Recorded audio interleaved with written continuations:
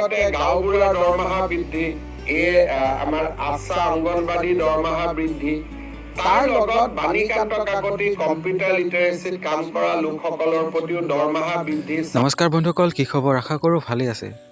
অসম চৰকাৰৰ এটা ডাঙৰ সিদ্ধান্ত, গাঁওবুঢ়া অংগনবাড়ী কৰ্মীৰ দৰমহা বৃদ্ধি কৰি দিয়া হৈছে আৰু লগতে আশা কৰ্মীৰ দৰমহা বৃদ্ধি। লগতে বহুকেইটা ডাঙৰ সিদ্ধান্ত লৈছে যে গাড়ী আৰু ঘৰ লোন দিয়াও কথা কৈছে CM ছাৰে।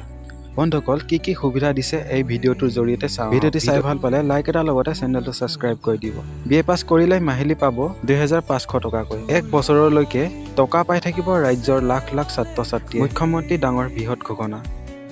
লগতে গাঁওবুঢ়াৰ দৰমহা বৃদ্ধি, আমাৰ আশা অংগনবাড়ী দৰমহা বৃদ্ধি, তাৰ লগত বাণীকান্ত কাকতি কম্পিউটাৰ লিটাৰেচিত কাম কৰা লোকসকলৰ প্ৰতিও দৰমহা বৃদ্ধি, 60 বছৰলৈকে চাকৰি, ফুল মেডিকেল ৰিইম্বাৰ্চমেণ্ট।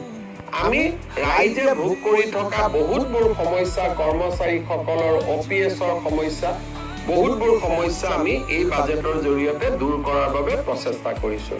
গাড়ী লোনো দিম, ঘৰৰ লোনো